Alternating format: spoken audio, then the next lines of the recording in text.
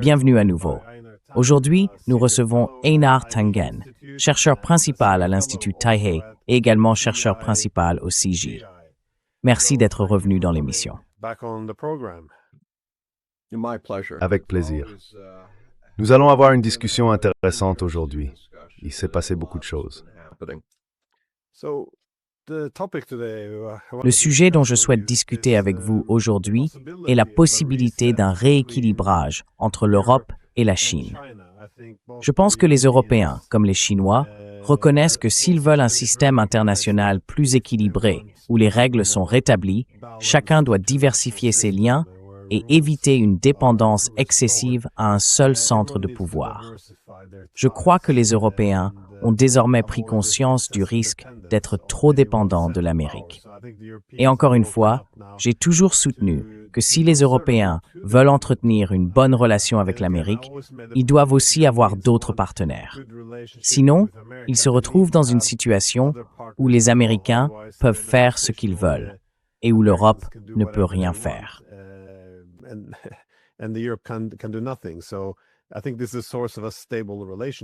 Je pense donc que c'est une source de stabilité dans la relation. Cela dit, avant d'entrer dans le vif du sujet, nous devons aborder les propos tenus par Marco Rubio à la conférence sur la sécurité de Munich. Je crois que c'est la plus folle de toutes les conférences sur la sécurité. Bellicisme, absence de stratégie. C'est vraiment très étrange. Hier, j'ai vu Zelensky se moquer du ventre de Viktor Orban. C'était franchement absurde. Mais celle qui bat tous les records et qui est assez fascinante, c'est le discours de Marco Rubio qui montre la direction que les États-Unis veulent prendre et la manière dont ils perçoivent le rôle de l'Europe dans tout cela. Et au début de l'année, enfin, en réalité l'année dernière, il avait accordé une interview à Megyn Kelly. C'est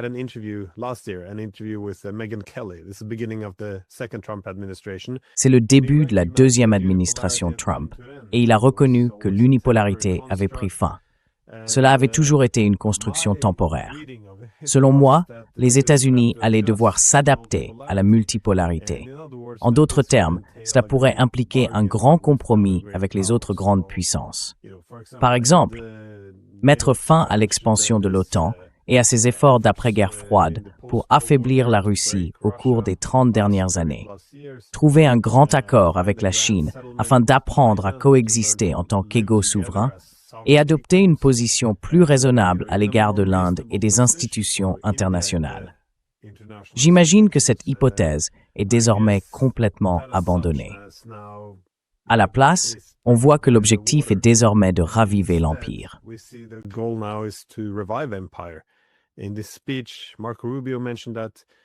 Dans ce discours, Marco Rubio a mentionné qu'avant la Seconde Guerre mondiale, nous avions 5 siècles de glorieux empires occidentaux s'étendant à travers le monde. La Seconde Guerre mondiale a détruit l'Europe, puis sont venues les révolutions communistes, et il a également imputé le déclin de l'Occident aux soulèvements anticoloniaux. En somme, pour résumer ce long discours, il s'agit d'un appel à restaurer la domination. Non pas la multipolarité, ni un équilibre des puissances, mais bien la domination de l'Occident. Et bien sûr, il tend la main aux Européens pour qu'ils se joignent à la direction américaine dans cette entreprise. Sinon, les États-Unis le feront seuls. C'est intéressant, c'est vraiment remarquable. Que pensez-vous, vous, de ces propos de Marco Rubio?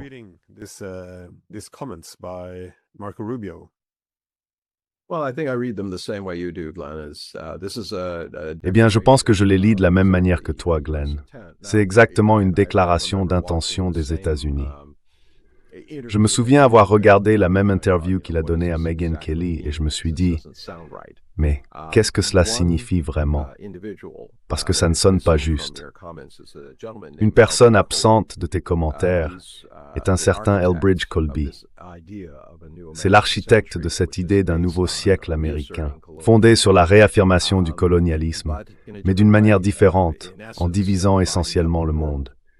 Pour les États-Unis, l'Europe n'est plus utile, elle est brisée. Le Moyen-Orient a une certaine utilité en ce qui concerne le prix du pétrole, qu'ils veulent s'assurer de maintenir conforme aux intérêts américains. Mais la Chine est la principale cible ici. Et on voit ce genre de mépris total pour l'Europe et, tu sais, le Sud global.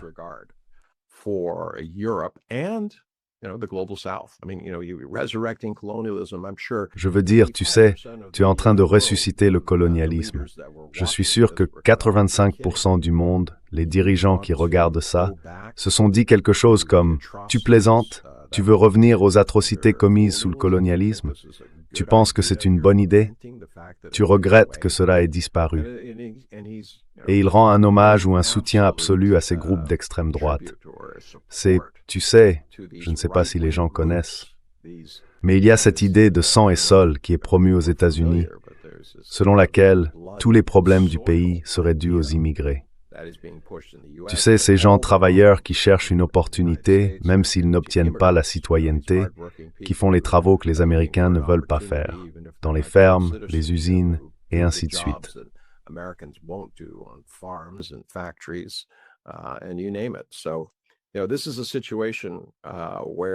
Donc tu sais, c'est une situation où nous ne savons pas ce qui va se passer ensuite. Je veux dire, évidemment, il essaie de séduire les groupes d'extrême droite à travers l'Europe pour prendre le contrôle. C'est pas la première fois que cela arrive, mais c'est intéressant. Ici, on a quelqu'un issu d'un milieu hispanique qui, aux États-Unis, serait considéré par ce genre de groupe néofasciste, du type les Blancs d'abord, comme quelqu'un qui ne soutiendrait pas, mais il semble pourtant les appuyer sans réserve. Et c'est là que c'est curieux. L'Europe est littéralement jetée à la poubelle, et tout le Sud global est aussi ajouté à ce brasier par les États-Unis. Ils l'abandonnent.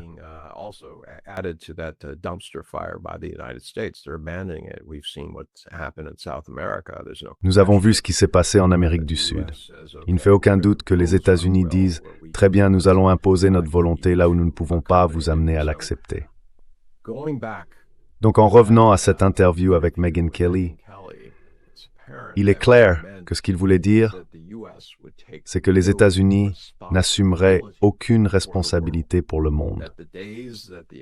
Que l'époque où les États-Unis tentaient d'être le gendarme, de maintenir un ordre mondial pour éviter une troisième guerre mondiale, cette époque est révolue. Les États-Unis ne chercheraient plus que leur propre intérêt et l'ordre mondial se serait effondré. Ce serait désormais la loi de la jungle. Et cela ne fait que le confirmer. Rappelez-vous, ce n'est pas le premier discours incendiaire.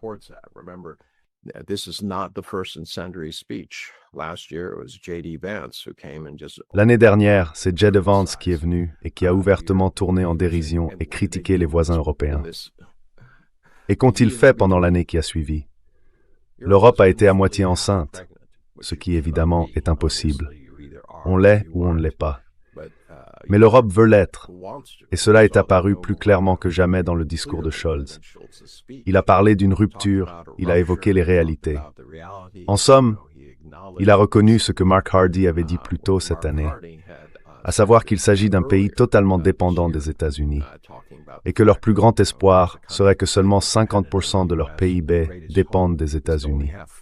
Bon, l'Europe n'en est pas encore là.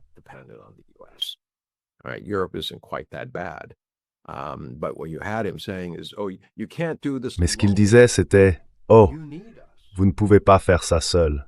Vous avez besoin de nous. » Mais où était l'appel à un monde meilleur, à l'ONU, aux structures mondiales qui en parlent? Il se contentait de dire « Hey, emmenez-nous avec vous. » Et c'est ainsi que je l'ai compris. Évidemment, d'autres peuvent l'interpréter différemment. Mais la situation est extrêmement complexe. Malheureusement, l'Europe se voit au centre alors qu'elle ne l'est pas. Elle est, comme je l'ai dit, jetable pour les États-Unis. En ce qui concerne le Sud global et l'Europe, ils ne sont que des pions dans un jeu qui va continuer à se jouer autour de ce qu'ils considèrent comme la principale rivalité, ce qu'Elbridge Colby estime être la principale menace pour les États-Unis et leur hégémonie, la Chine.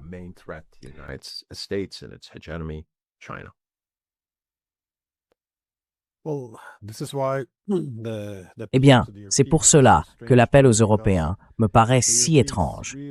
Parce que les Européens, en réalité, sont réticents à accepter qu'après 80 ans, ils se retrouvent désormais à l'extérieur. Il n'y a plus d'hégémonie collective, plus de partenaires juniors. Comme nous l'avons appris, les Européens n'ont plus cette place à la table. Comme tu l'as dit, ils sont désormais des pions sur l'échiquier, déplacés par d'autres. Et je pense qu'il leur est difficile de l'accepter, précisément pour cette raison, parce qu'ils pensaient être ceux qui déplaçaient les pièces, et non ceux qui en étaient. Mais en outre, ce qu'on leur propose ici, c'est simplement d'être les hommes de main de l'Empire américain, cherchant à subordonner le monde et, ce faisant, risquant fort de plonger dans une troisième guerre mondiale. Tout cela pour le privilège d'être, en somme, un atout américain.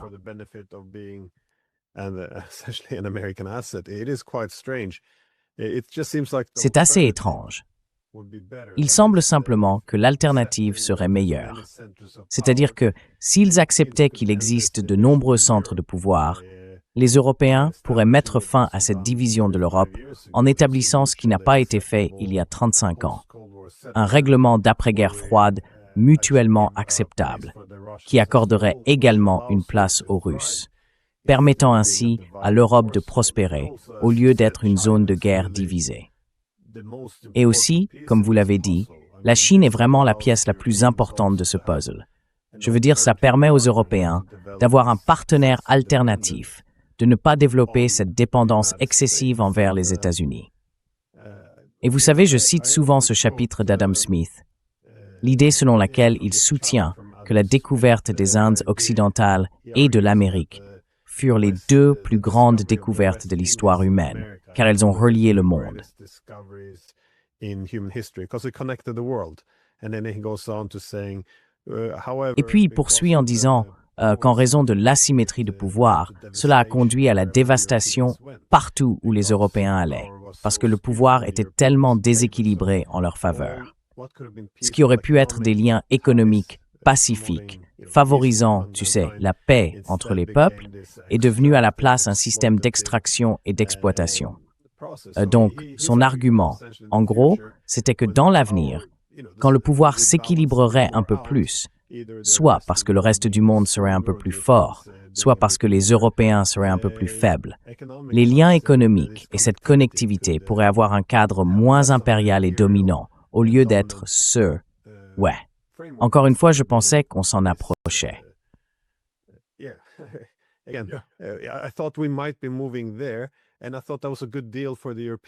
Et je pensais que c'était aussi une bonne affaire pour les Européens. Je ne crois pas que l'Empire soit bon pour l'âme humaine non plus. Il détruit aussi quelque chose chez l'autre. Donc je me demande simplement, cela ressemble à une opportunité pour tout le monde. Et maintenant, les États-Unis, qui semblaient prêts à conclure un accord de grande puissance, à accepter ce nouvel ordre mondial, ont au contraire déclaré la guerre à celui-ci. Je veux dire, vous avez mentionné la droite en Europe. Beaucoup d'entre eux semblent reconnaître que l'intérêt de l'Europe n'était pas simplement de suivre aveuglément les États-Unis. Mais bien sûr, ils pourraient être détournés par ces idées folles. Voyez-vous les Européens marcher dans cette direction?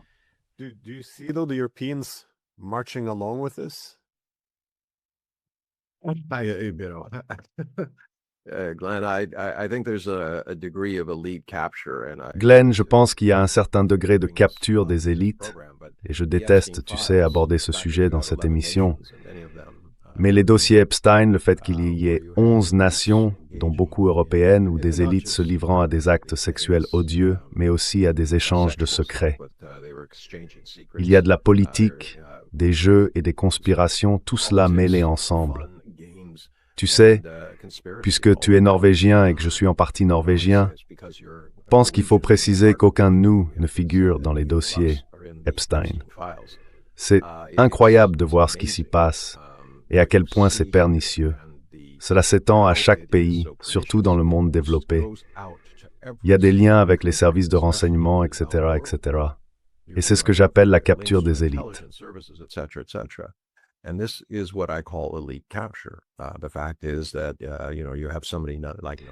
Le fait est que, vous savez, il y a quelqu'un comme Noam Chomsky que j'ai toujours vénéré, la façon dont il parle, les sujets qu'il aborde.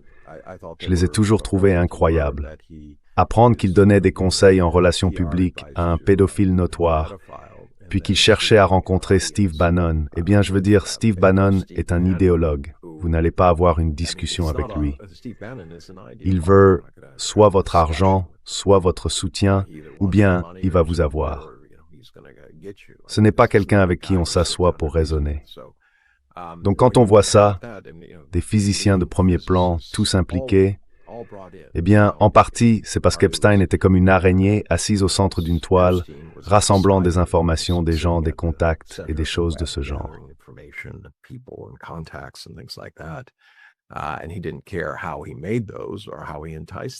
Et il ne se souciait pas de la manière dont il les obtenait, ni de la façon dont il les attirait.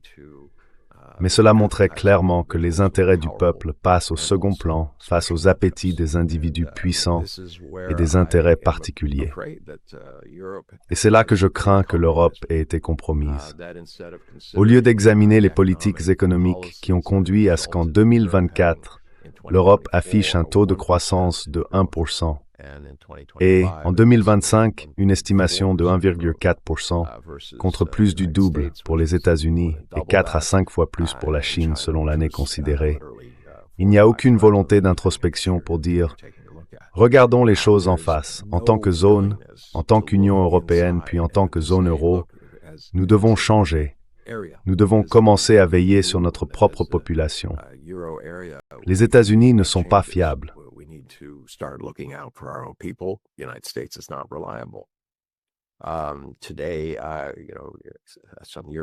Aujourd'hui, vous savez, certains Européens disent, eh bien, Trump ne sera là que pour encore 3 ans. Oh mon Dieu. Je veux dire, regardez simplement l'année écoulée et dites-moi si vous pensez pouvoir supporter encore 3 ans de cela. L'incertitude, les mensonges quotidiens, l'excoriation des ennemis, la froideur à l'intérieur des États-Unis. Ce n'est pas seulement le monde qui est en jeu ici. À l'intérieur des États-Unis, vous avez pratiquement une rébellion ouverte, des gens qui s'opposent à une escouade fédérale de nervis qui parcourent les rues, masqués, arrêtant des personnes en violation de leurs droits constitutionnels. Parce qu'aux États-Unis, vous êtes protégés par la Constitution. Point final. D'accord? Cette idée selon laquelle ces garanties pourraient être contournées sous prétexte que vous faites partie d'une unité de type Gestapo, cela ne tient pas juridiquement. Et vous voyez les tribunaux réagir quand là.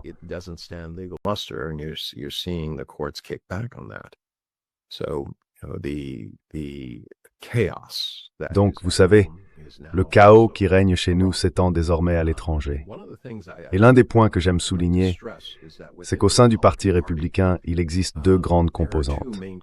Fait intéressant, Rubio incarne une sorte de retour au nativisme, cette idée de sang et sol, selon laquelle l'Amérique, terre d'immigrants, aurait été un bastion blanc du christianisme et devrait y revenir.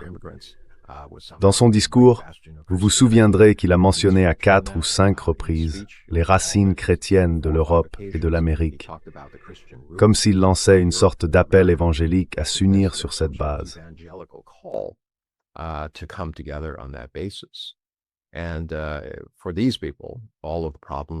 Et pour ces personnes, tous les problèmes du monde sont dus aux musulmans, aux étrangers aux États-Unis qui auraient pris les emplois et les opportunités, malgré le fait que la plupart des Américains ne sont pas disposés à occuper ces postes.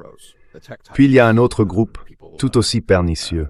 Ce sont les tech bros, les titans de la technologie, des gens comme le monsieur qui dirige Pegasus, le groupe qui travaille en étroite collaboration avec le gouvernement américain pour fournir des services de renseignement et qui ont soutenu J.D. Vance. Un dirigeant de ce groupe particulier a déclaré, « Vous savez, je te soutiendrai à Donald Trump. »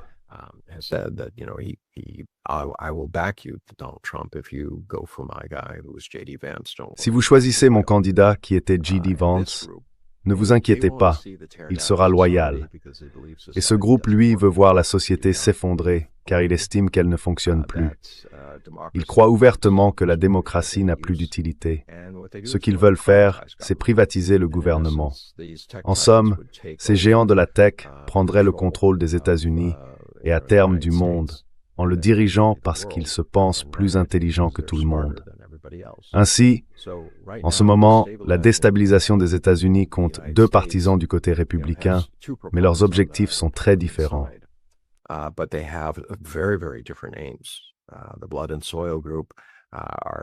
Le groupe du sang et du sol, tu sais, est soutenu par le complexe militaro-industriel.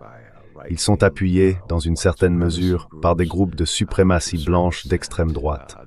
Les évangéliques chrétiens croient que le sionisme et Israël représentent leur seule voie, du moins sur le plan de leur foi, que l'enlèvement ne se produira que lorsque certaines terres seront détenues par Israël. Fait intéressant, cela est censé mener à une guerre, puis à la fin de l'humanité. Je ne sais pas, je reste toujours perplexe quant à la raison pour laquelle cela est considéré comme quelque chose d'utile ou comme un idéal à atteindre pour nous tous.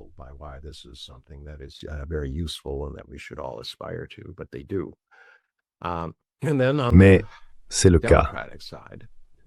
Et puis du côté démocrate, il y a ce que j'appelle les intérêts des grandes entreprises. Ils veulent avoir accès au marché étranger, mais leur idée, c'est qu'ils sont les rentiers, ce qu'ils veulent inclut les entreprises pharmaceutiques, etc. Ils disent, écoutez, nous devons dominer ces marchés, nous assurer qu'ils achètent nos produits. Mais tout cela repose sur le contrôle de la propriété intellectuelle, et ils nous l'achètent en quelque sorte. On a donc des visions très très différentes qui s'affrontent. La seule chose qui se perd dans tout cela, ce sont les intérêts du peuple américain. Je dis cela en lien avec les relations entre les États-Unis et l'Europe, car cela devrait vous faire comprendre que l'Amérique ne se soucie pas du tout de l'Europe, du moins pas du côté administratif.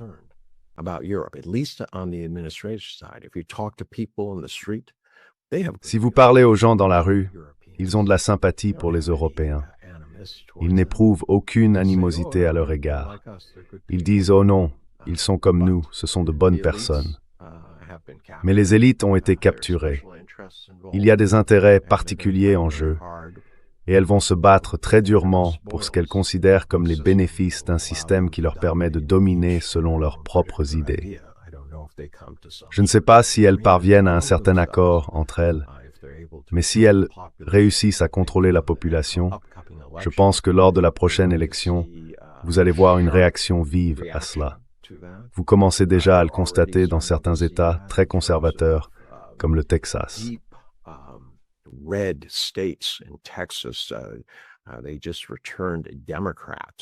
Ils viennent d'élire un candidat démocrate, quelqu'un du camp bleu, dans une région dominée par les républicains depuis des lustres, très conservatrice. Donc, il y a un vrai danger pour eux.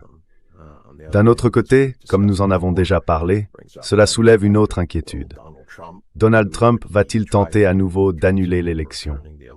En substance, soit en disant qu'il ne devrait pas y avoir d'élection, ce qu'il a déjà affirmé à plusieurs reprises, même si cela n'a pas pris, soit, comme l'a dit Kristi Noem, que l'escouade de gros bras sera présente à tous les bureaux de vote pour s'assurer que les personnes illégales, les étrangers en situation irrégulière, ne votent pas.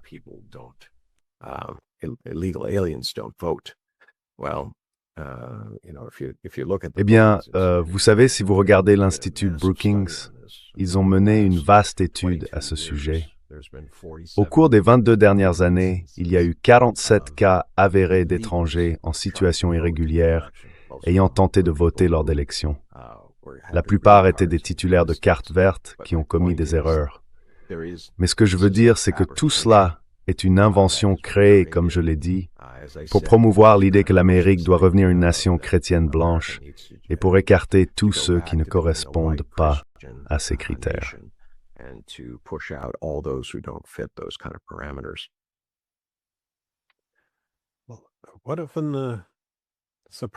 Ce qui me surprend souvent, pourtant, et encore une fois, dans le contexte plus large de la multipolarité, c'est que chaque fois que j'essaie d'expliquer pourquoi cela devrait être accepté et reconnu en Europe, c'est presque considéré comme une trahison.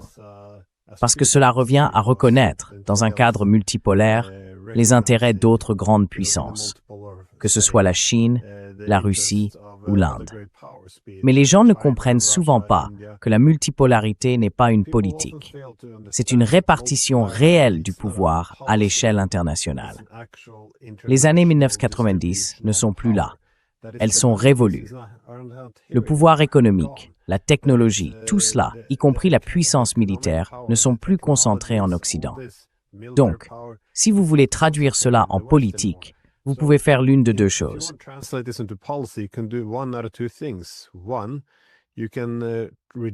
Premièrement, on peut rejeter la réalité telle qu'elle est. Ce que vous faites lorsque vous vous adonnez à ce vœu pieux, en prétendant que nous sommes dans les années 1990. C'est l'idée de restaurer l'unipolarité, ce dont parle Marco Rubio. Rétablissons nos empires. Ou bien, deuxièmement, on accepte la répartition réelle du pouvoir. C'est généralement dans ce cas que les institutions et les politiques produisent stabilité et paix. Et en effet, comme je l'ai déjà dit, je pense que les Européens trouveront davantage de prospérité et de sécurité en reconnaissant le monde tel qu'il est, plutôt que tel que certains de leurs dirigeants, qui ont grandi durant le moment unipolaire, voudraient qu'il soit. Mais dans ce cadre, comment voyez-vous aujourd'hui la possibilité pour l'Europe de coopérer davantage avec la Chine?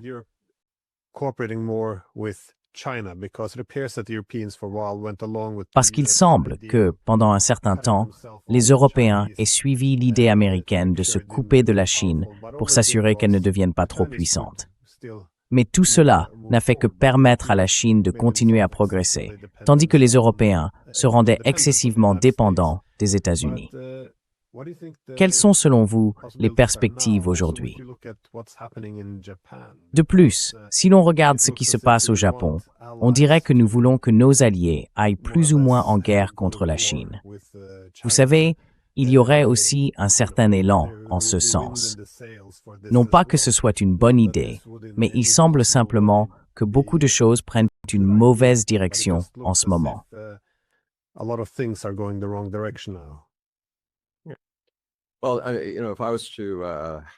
Eh bien, vous savez, si je devais identifier un thème commun dans tout cela, je l'appellerais la nostalgie, l'idée que l'on peut se baigner deux fois dans la même rivière.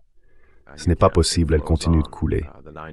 Les années 1990 sont révolues, comme vous l'avez souligné, mais il y a encore ces voix qui disent « revenons au passé ». Cela ne fonctionne pas. En ce qui concerne l'Europe et la Chine, la relation va se poursuivre tout simplement parce que les États-Unis ne sont pas fiables. Ils ont besoin de commerce et de croissance. Ils doivent se réajuster, notamment leur structure énergétique, qui se trouve aujourd'hui dans une situation où ils payent littéralement 3 fois plus pour l'énergie que vous, aux États-Unis, tandis que la Chine paye environ 1/3 de moins, voire, d'après ce que j'ai entendu, jusqu'à 25%.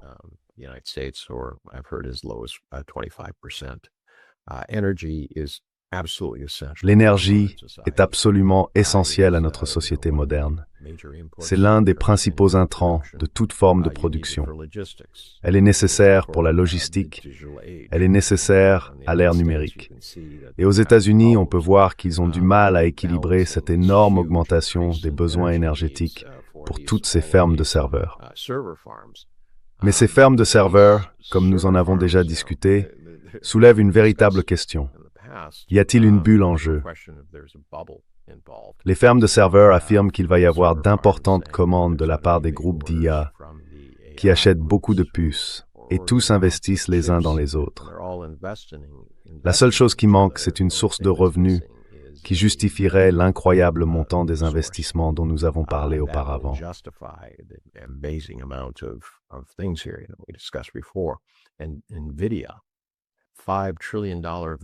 Et Nvidia, valorisé à 5 000 milliards de dollars, a un peu baissé, mais le fait est qu'on peut se demander comment une seule entreprise qui fabrique des puces peut valoir plus que le PIB total de l'Allemagne. Cela ne semble pas logique. Donc en ce qui concerne l'Europe et la Chine à l'avenir, le mot-clé est transactionnel. Ils continuent de penser que la Chine représente une menace. Ils ont adhéré à cette idée selon laquelle la Chine est un acteur malveillant. Premièrement, parce qu'elle n'a pas pris le parti de l'Europe dans la guerre en Ukraine, et deuxièmement, parce qu'elle n'est pas comme nous. Ce ne sont pas des capitalistes libéraux et démocratiques. Et pire encore, ils ont réussi. Cela, en substance, réfute la fin de l'histoire.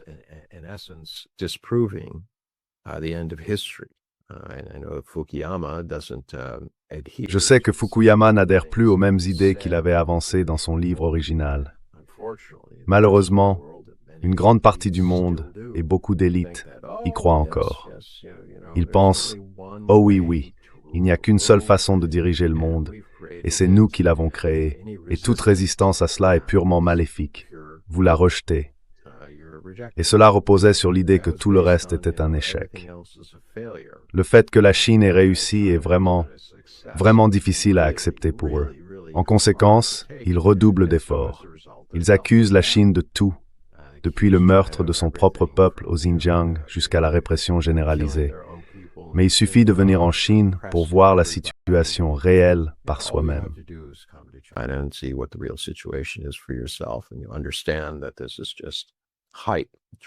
Et tu comprends que tout cela n'est qu'un battage médiatique, alimenté par la peur que ce que nous avons fait et les choses terribles que nous avons faites pour atteindre cette idée d'un monde unipolaire et d'une idéologie unipolaire soit vrai.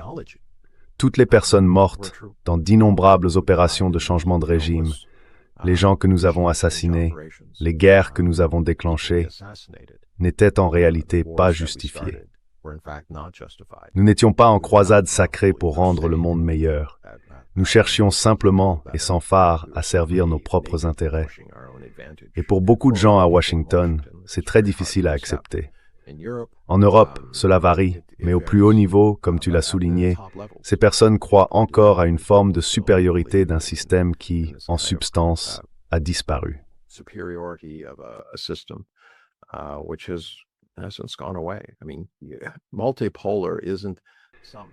Je veux dire, le multipolarisme n'est pas juste une étiquette qu'on colle sur quelque chose. Soit il existe, soit il n'existe pas, et on voit clairement qu'il existe, et que les États-Unis y réagissent. Pourquoi sinon auraient-ils les droits de douane les plus élevés sur quel pays? Tous les membres des BRICS. Je veux dire pourquoi? Parce que cela représente une véritable menace pour l'économie américaine. Maintenant, je veux préciser que ce que fait Rubio n'a rien à voir avec la résurrection de l'unipolarité que nous avons connue après la chute du mur. À l'époque, il y avait au moins la prétention d'utiliser les institutions et les lois internationales pour promouvoir notre idéologie. Lui, il dit simplement « Rien de tout cela. Nous n'allons pas faire semblant de faire le bien. Nous n'allons pas aider les gens. »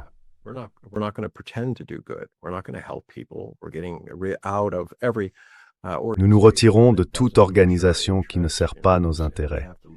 S'il faut quitter 60 agences de l'ONU, qu'il s'agisse du climat ou du commerce, s'il faut nier l'existence du changement climatique, nous le ferons, car notre seul objectif est de défendre nos propres intérêts, rendre l'Amérique à nouveau grande au détriment de tous les autres. Nous n'avons aucune responsabilité quant à ce qui se passera ensuite. C'est donc une forme d'agression à visage découvert. Certains diront que rien n'a changé, si ce n'est qu'ils l'ont enfin admis. Mais cela fait une énorme différence. Et pour l'Europe, c'est devenu une crise existentielle.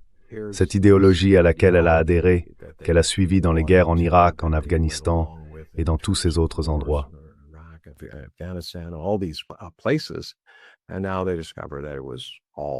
Et maintenant, ils découvrent que tout cela n'était qu'un mensonge et qu'ils vont être perçus par le reste du monde à travers le prisme de la grande puissance, leur allié, leur âme sœur. Et c'est très difficile. Alors la Chine devient l'alternative. Mais vous savez, j'entends souvent les gens dire « Oh, la Chine contre les États-Unis ». Je ne pense pas que ce soit un interrupteur qu'on allume ou qu'on éteint. Les États-Unis représentent bien les États-Unis. Ils ne se soucient pas des voisins, des amis, des alliés, peu importe. Mais la Chine est un peu différente. Elle promeut une sorte d'ordre mondial.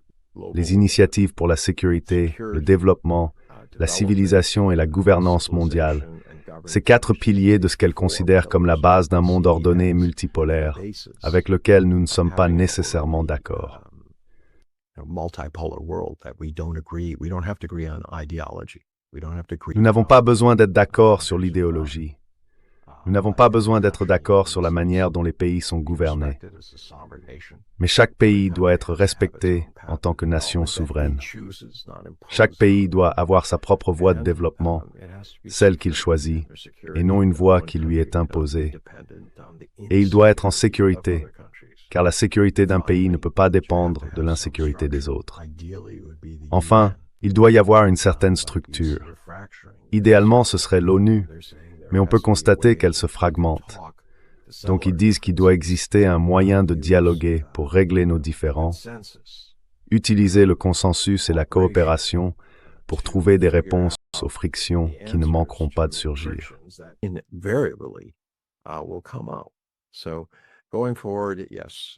Donc à l'avenir, oui, il y aura de la coopération, mais la confiance ne reviendra pas avant longtemps. L'Europe continue de penser qu'elle doit réduire sa dépendance vis-à-vis de la Chine, quoi que cela veuille dire.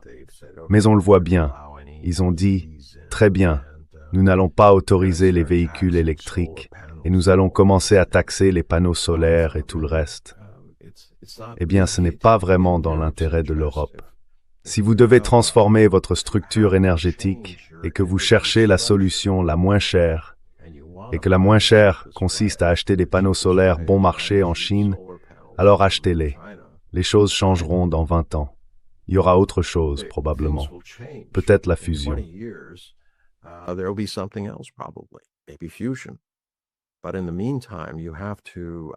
Mais en attendant, il faut s'attaquer aux problèmes actuels.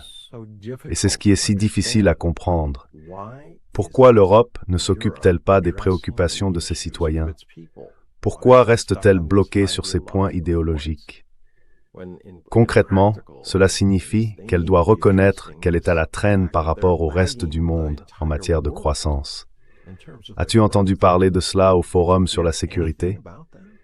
Je veux dire, la base de la sécurité, ce sont des gouvernements stables, des citoyens qui croient en leur système. Et cela n'arrive pas quand on affiche une croissance de 1% et que les gens ont le sentiment d'être laissés pour compte.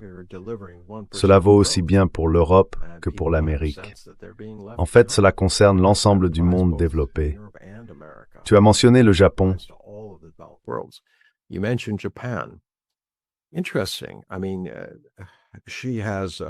Intéressant. Je veux dire, elle s'engage sur ce terrain et elle veut tout faire, tout le temps, en même temps. Si tu regardes son plan économique, il s'inspire d'Abe, de Reagan, de Trump. Mais beaucoup de ses objectifs, comme l'expansion de l'économie, ne fonctionnent tout simplement pas. Tu veux augmenter les salaires? Oui, ça entraîne de l'inflation, mais ça n'améliore pas réellement le pouvoir d'achat. Pendant ce temps, tes intrants, si tu fais baisser le yen japonais, oh, c'est super. D'accord. Donc tes exportations se portent bien, sauf que le Japon dépend de matériaux et aussi de biens intermédiaires provenant d'autres pays. Et ceux-là deviennent plus chers, ce qui rend tes exportations finales plus coûteuses, donc moins compétitives.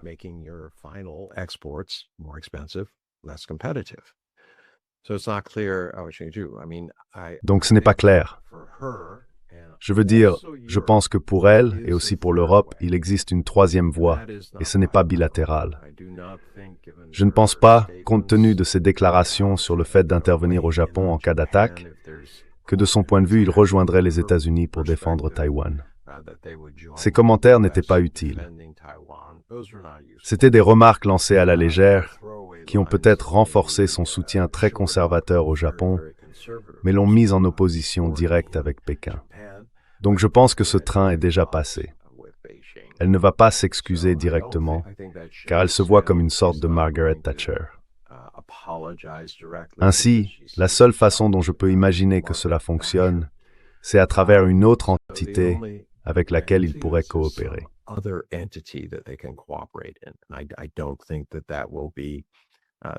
Et je ne pense pas que ce sera le TCTPP. Il est plus probable que ce soit quelque chose visant à répondre aux problèmes du Japon, à savoir l'énergie, l'alimentation et les marchés. Les marchés, à la fois pour produire et pour vendre. La question des marchés concerne vraiment la Chine. Les deux premières, la nourriture et l'énergie, concernent la Russie.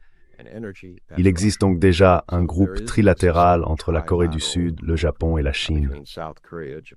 Si l'on y ajoute la Russie et qu'on l'utilise comme groupe commercial, cela pourrait être une option possible, ou bien on pourrait recourir à un autre groupe commercial pour tenter d'établir une forme de compréhension économique sans faire de compromis sur les questions politiques.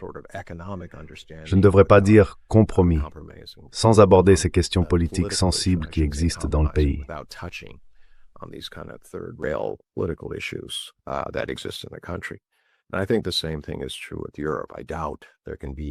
Et je pense qu'il en va de même pour l'Europe. Je doute qu'il soit possible de faire grand-chose. Mais si l'Europe rejoignait les BRICS, cela enverrait un message très fort, si on le lui permettait. L'adhésion de l'UMember serait une solution monumentale et novatrice, envoyant un signal fort à Washington tout en ouvrant en même temps une nouvelle manière de traiter avec la Russie et la Chine, qui dépasse ces types de relations bilatérales, finissant toujours par devenir politiques. Je pense donc que la voie à suivre pour presque toutes les préoccupations en dehors des États-Unis consiste à adopter d'autres approches, ironiquement multilatérales, qui éliminent ce genre de questions politiques.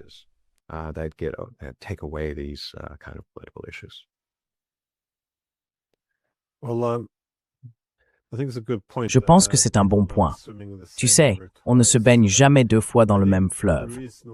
Je crois que si tous les Européens tiennent tant à continuer de vivre dans les années 1990, c'est parce que, comme tu l'as dit, l'idée de Fukuyama, telle qu'elle a été présentée comme une nouvelle évidence à travers l'Occident, reposait sur le fait que la puissance et l'hégémonie occidentale des années 1990 étaient censées être bienveillantes. Elles étaient censées instaurer la paix, élever le monde au-dessus des politiques de puissance traditionnelles. L'hégémonie devait servir à construire un monde d'institutions internationales, de droits, de règles et de démocratie.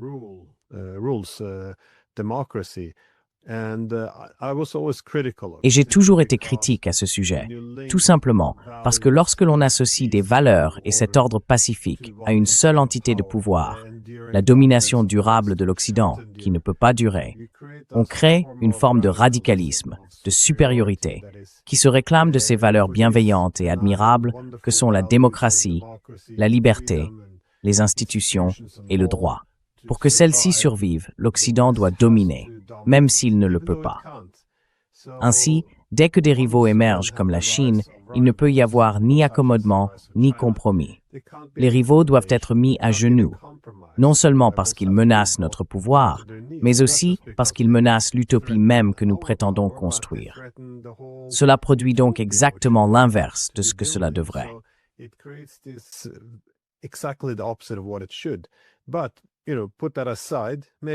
Mais tu sais, mettons ça de côté.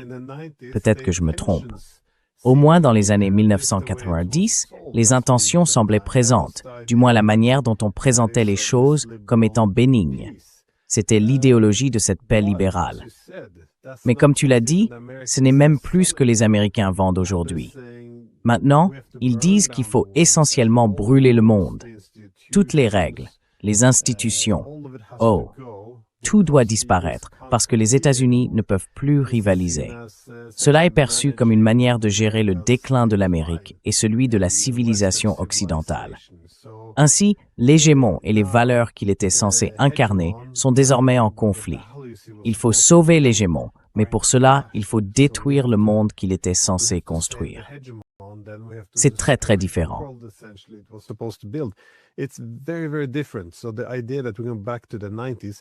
Donc, l'idée que nous revenons aux années 1990, ce n'est pas ce qui est proposé ici. Ce n'est pas sur la table. C'est comme l'a dit Rubio, nous devons récupérer nos empires, plus ou moins. C'est très différent. Mais je pense qu'au moins les Américains vendent cette guerre contre la Chine de manière habile. Ils disent que la Chine aide la Russie et donc que nous devons aussi faire tomber les Chinois. Je pense que c'est une bonne façon de la présenter du point de vue américain. Parce que si vous écoutez les Européens à Munich, ils n'ont qu'une seule idée en tête. Nous devons vaincre la Russie. Je veux dire, si vous écoutez chaque discours, c'est tout. Pas de paix, pas de compromis, pas d'accord. aucune reconnaissance des préoccupations de sécurité mutuelle. Nous devons vaincre la plus grande puissance nucléaire du monde.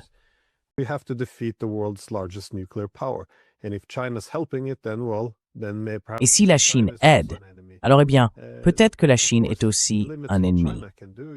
Bien sûr, cela limite ce que la Chine peut faire.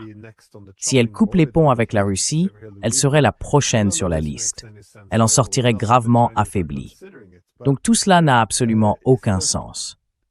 Non pas que les Chinois y songent, mais si l'on prend un peu de recul au-delà de cette rhétorique des démocraties libérales contre les régimes autoritaires, c'est simplement très étrange pour moi de voir pourquoi ils y adhèrent.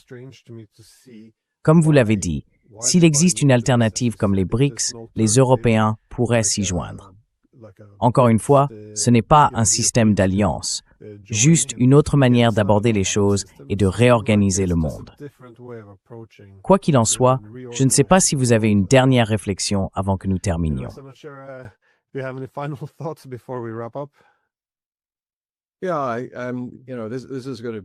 Oui, cette année va être très révélatrice à cause des élections de mi-mandat et de ce que Donald Trump va en faire. J'espère que Donald Trump sera la goutte d'eau qui fera déborder le vase en Amérique. Nous ne changeons toujours qu'après avoir tout fait pour ne pas le faire, ou après avoir tout fait de travers. Je pense que Donald Trump en est là. Si on commence à examiner son administration, on va voir beaucoup de changements, car il essaie de jouer au jeu de l'apprenti version Washington saison 2 et commence à se débarrasser de personnes comme Kristi Noem, son procureur général, et d'autres qui lui sont gênants. Mais cela ne changera pas la trajectoire. Le peuple américain votera en fonction de son portefeuille, et ce sera une année très très mouvementée.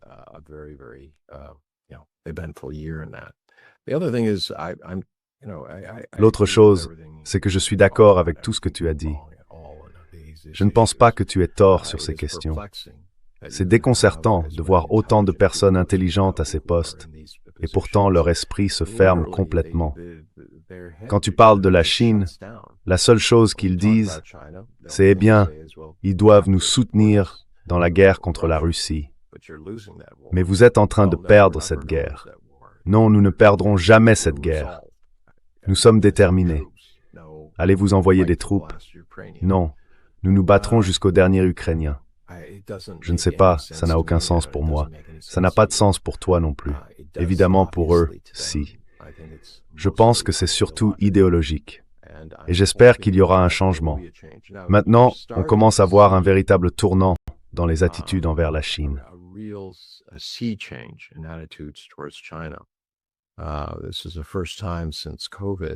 C'est la première fois depuis le Covid, enfin, après le Covid, qu'on commence à voir une reprise alors que les gens se rendent en Chine.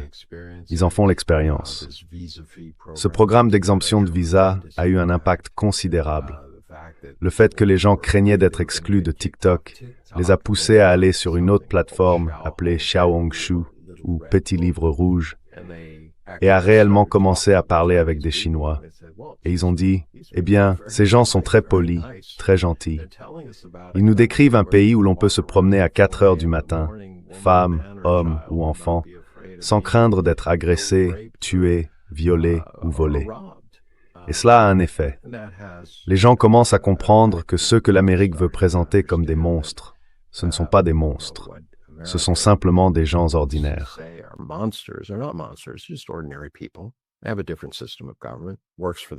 Ils ont un système de gouvernement différent. Il fonctionne pour eux, mais ils n'essayent pas de l'exporter. J'espère donc que cette année mettra fin à une grande partie du battage utilisé pour entretenir ces divisions. Et cela vaut dans les deux sens. Je pense que la Chine doit mieux connaître les autres pays, non seulement leur langue et les lieux où faire ses achats, mais aussi leur culture et les points de vue des différentes populations. Cela ne veut pas dire qu'il faut être d'accord.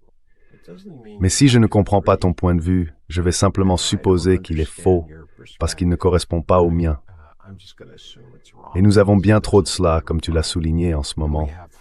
Pas de véritable communication, juste des gens qui s'enferment dans leur position, deviennent très têtus et affirment « j'ai raison ». Getting very stubborn and saying I'm right. Oui. Eh bien, je pense que ce qui rend cela problématique pour les États-Unis, c'est que ce n'est pas la guerre froide. Et vous savez, ils essayent de la présenter comme telle. Ce n'est pas non plus la Seconde Guerre mondiale. Je pense que c'est pour cela que les Européens ne peuvent même pas imaginer la paix, parce qu'ils, vous savez, rejouent la Seconde Guerre mondiale.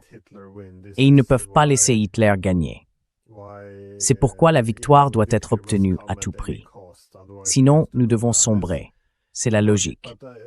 Mais mon point est que pour les États-Unis, ce n'est pas non plus un monde bipolaire. Ce n'est pas la guerre froide. Et dans ce cas, on pouvait dire qu'un camp était le bien et l'autre le mal. Mais dans un monde multipolaire, ils sont tous mauvais. Les Russes sont mauvais, les Chinois sont mauvais. Nous ne devrions vraiment faire confiance à personne sauf à nous-mêmes. Même les Indiens, vous savez, pourquoi ne soutiennent-ils pas notre politique? Donc c'est très difficile à vendre. Et qui est le bon camp? Oh, ce sont les Américains qui essayent d'annexer notre territoire et d'intensifier notre désindustrialisation.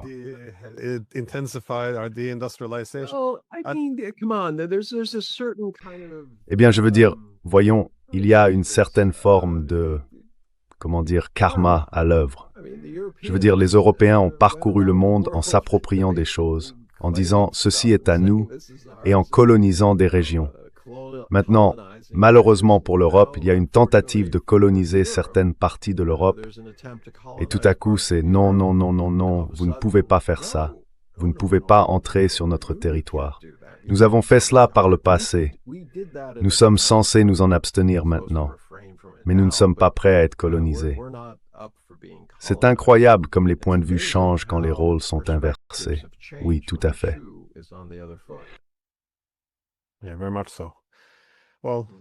Eh bien, merci, comme toujours, de partager vos réflexions.